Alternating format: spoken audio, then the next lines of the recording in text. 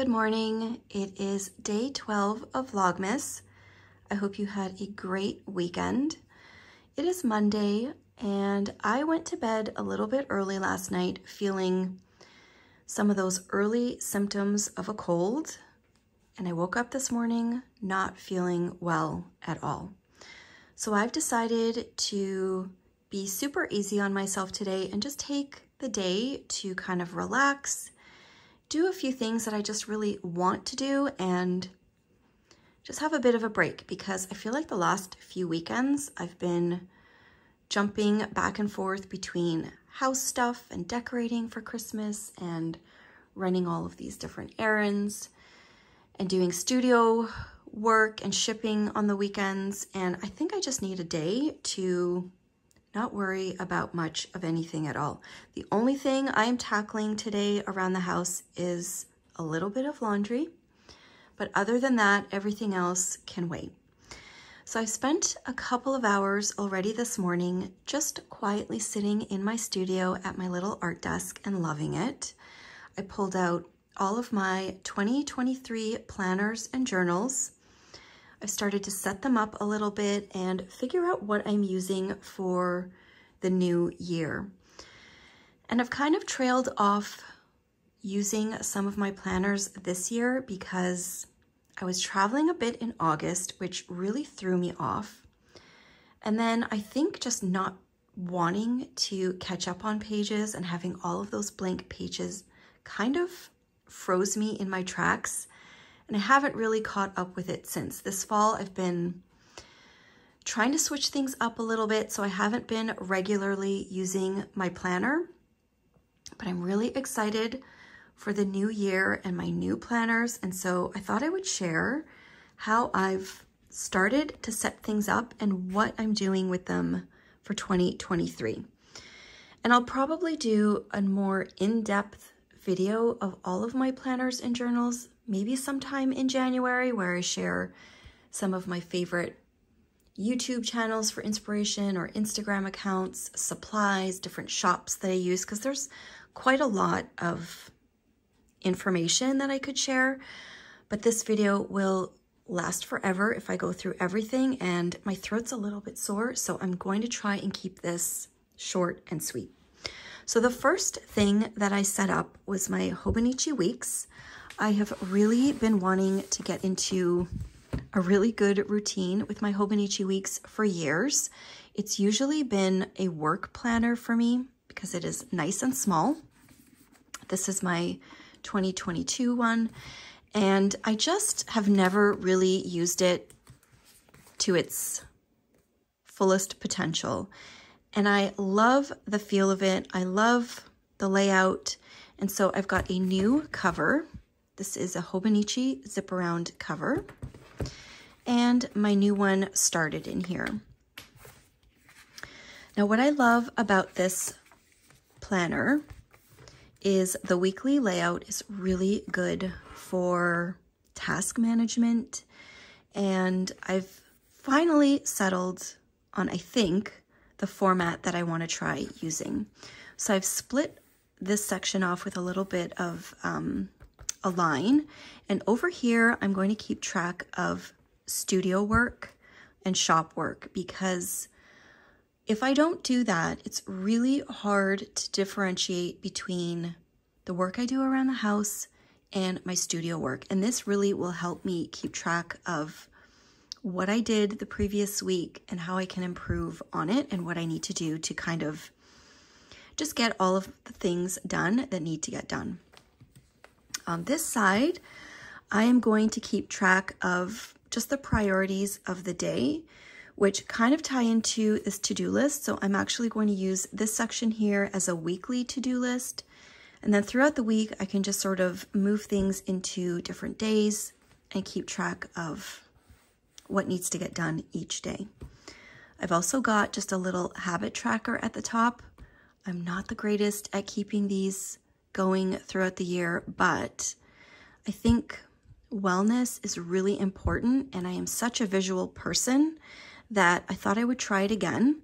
I've got water intake, treadmill, knit, journal. I did forget to write in vitamins because I tend to forget a lot of things, and if I can check them off, at least I can see how good I've been at keeping up with all of the things that are really important to my personal wellness. And then this little section down here, it might vary. I really like keeping note of something that I watched or read, or a podcast that I'm really into, just having a little bit of a blurb about what was creatively piquing my interest that week. I think it would be a really nice spot to keep that. And then I have the blank pages at the back that I can use kind of like a bullet journal. And originally I was thinking that this would be my creativity and consumption notebook, which is really about keeping track of all of the media and inspiration that I see online or just in the world or through books. And I can kind of keep track of things that I want to retain, because I feel like we consume so much. There's so many amazing resources out there that it's really hard to retain any of them, for me anyways. And so I'd love to take a few notes. If something is really inspiring, I can add in little photos. I just really want to be better at keeping track of what's important to me. So if I read a book, I can make some notes about it, or maybe just keep like a reading list on one page for the year. Different audio podcasts that I listen to, there's usually some great tidbits of information in them. And so it would be great to document some of those and just take some notes. So that is my plan for my Hobonichi weeks. I'm really excited about this one, and I love this little case and the size of it because I can just move it around the house with me easily. I can take it down to the kitchen. I can plan on Sundays for the week. And I really want to keep it kind of simple, mostly black and white with just a couple of stickers, but I'm not really worried about decorating that one too much. One of the other things that I really loved this past year was my gratitude journal, which I also combined with like my journaling, like documenting life type of journal. And it is in this research project weekly journal by Hours Studio. I discovered this a couple of months into 2022, and I really loved it. So what is it? This is the journal that I started to document things that I was really grateful for, things I wanted to remember. I added little photos and memories, just what I was really appreciating and wanted to focus on. There are some days I didn't finish the week or fill it all in or missed completely. But overall, this was a really enjoyable journal for me, and I love the process of sitting down once a week and filling in what I'm grateful for. It's also a little creative where I like to put in photos and use different color fountain pens each week. But for the most part, the sizes of the days are really manageable, and so it's easier to keep up with this one than it was keeping up with the daily pages in a Hobonichi. So I definitely wanted to carry this over to the new year. I kind of lost track of keeping up in there, but I'm excited to start fresh again. And I got another Hobonichi cover for this one because this is an A5, and I thought this was a really cute one. It just says "Have a nice day" on it. And so I just put in my new one. I haven't done anything with this yet. It doesn't really need any decoration on the front. I think it's super cute the way it is. And I'm looking forward to carrying on with this journal for gratitude practice. And lastly, I am keeping up with my Hobonichi cousin. This is my 2022 cousin still in here because I do still use it weekly. This morning I pulled out my new one and I just put some tabs on it for the months. but I haven't done anything else. I think a little closer to the new year, I will collage the front because I really like covering it with beautiful papers and stickers. And in this journal, I really love using the weekly pages. And I've sort of jumped in and out of this throughout the year, so I wasn't super consistent. But I think I just got over the stress of trying to make everything so beautiful, and I started to use this as more of a functional planner with a little bit of decoration. I love this weekly layout, and I feel like this layout is where I can really have an overview of my entire week and see all of the things that I like to get done around the house, along with blocking in some studio hours, but it's more about family life and different things that I need to get done. I keep track of James's soccer in here, our meal planning. I do kind of repeat my major to-dos for the week, but I keep them really high level. And this is also really good to see how busy our week is as a family and what's going on. Some weeks are a little prettier than others, and some are not even fully filled in because life just got very busy, which is fine. I think I have finally eased into the process that's working for me in here. So I spent a little bit of time this morning setting up for this coming week. I just started with little tasks and things. Like today I've been setting up planners, so I used one of these little stickers. I know I have a lot of filming to do right now, so I put a sticker there. Tomorrow I'm hoping to have my cleaning day and do some admin work in the afternoon. So that's how I set up the week so far. I will add more stickers and notes throughout the week, and I like to keep this one open in the studio, so whenever I come in here I can just have a glance at it, see what's happening. And I've been trying to use the daily pages. I've been trying all different kinds of things, kind of like a little bit of journaling, but in a very scrappy sense, but also for to-do lists or quotes. So I've just been popping in little things from the mail, but keeping it really, I guess, rough, and I'm still playing around with how I want to use this in my new one. So I've been using these pages for the rest of the year just as kind of a practice to see what's working for me and what I want to carry over. So it's a little rough, but it's working for me. So I've got my Hobonichi, which usually stays open. I've got my gratitude journal and my little Hobonichi weeks. And in addition to that, I picked up this beautiful notebook recently, and I've been thinking of kind of making this my prettier journal, and it has no dates, it's just blank.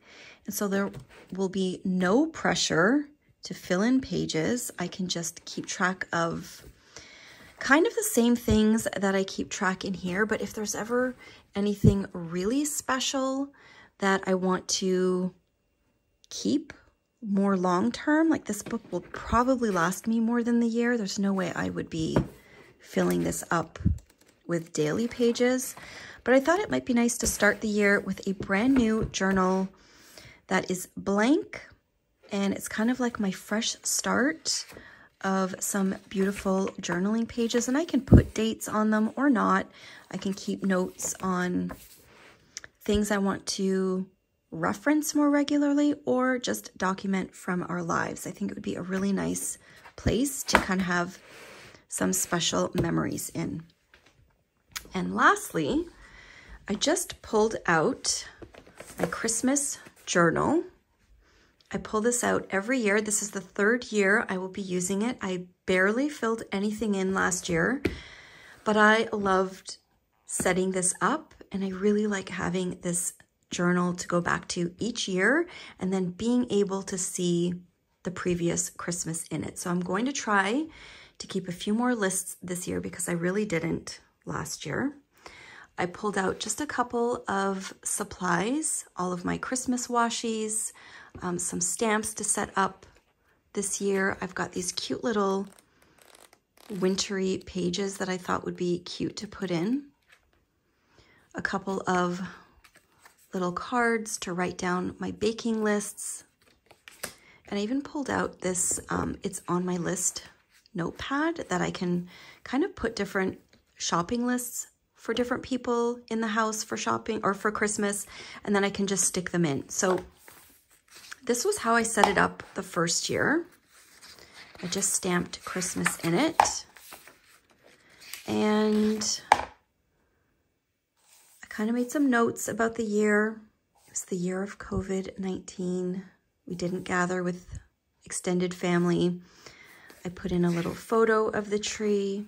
I kept it kind of simple. I made my meal plan for the major days, Christmas Eve, Christmas morning, Christmas Day.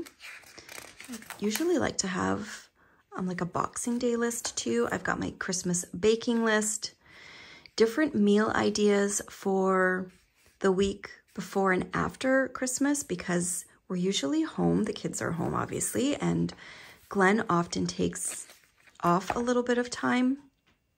And so I like to have some nice meals planned and try some different things. And I just made note actually of what books they're from too.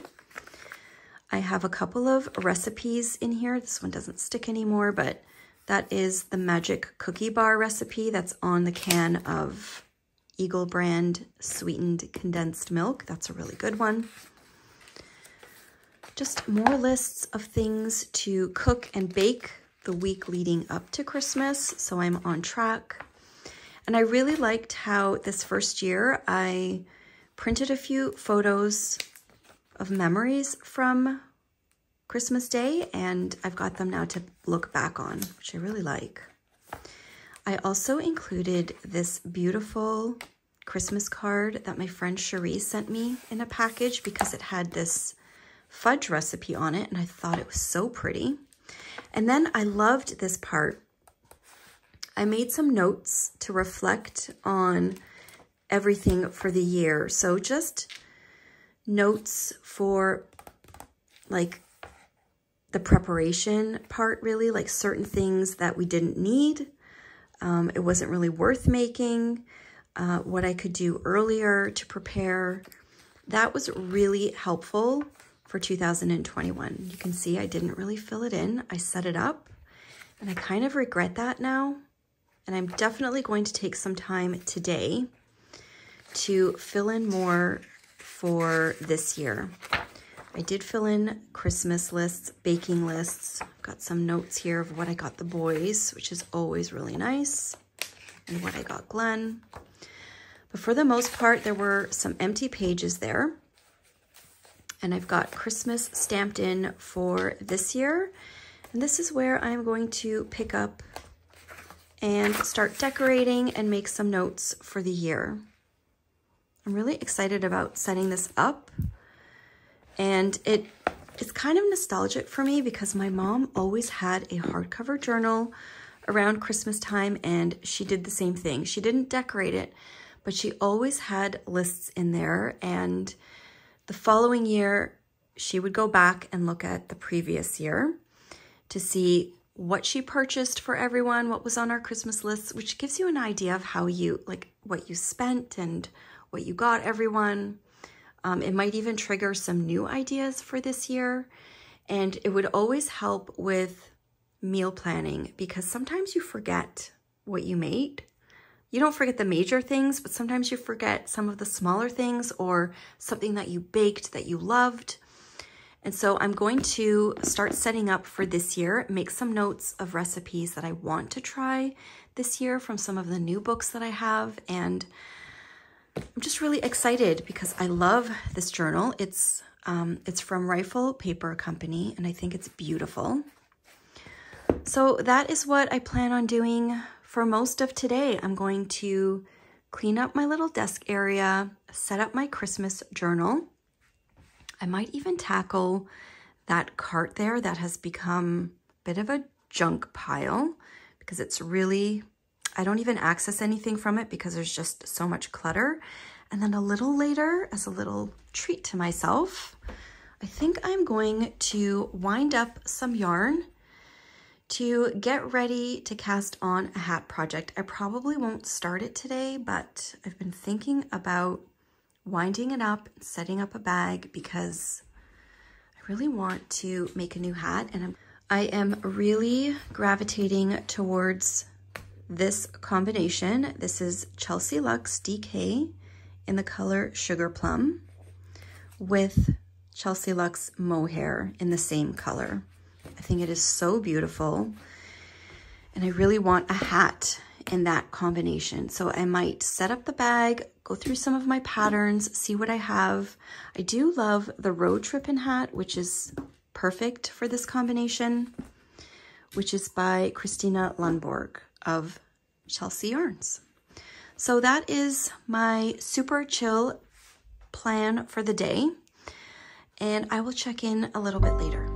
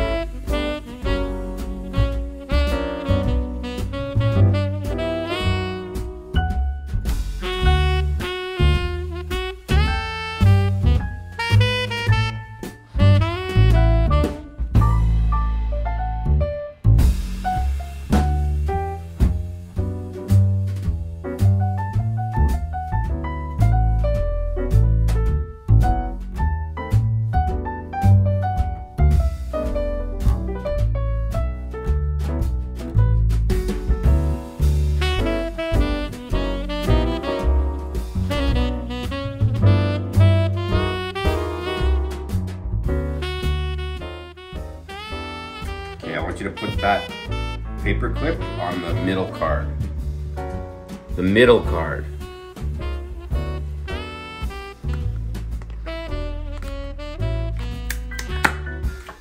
I told you to put it on the middle card.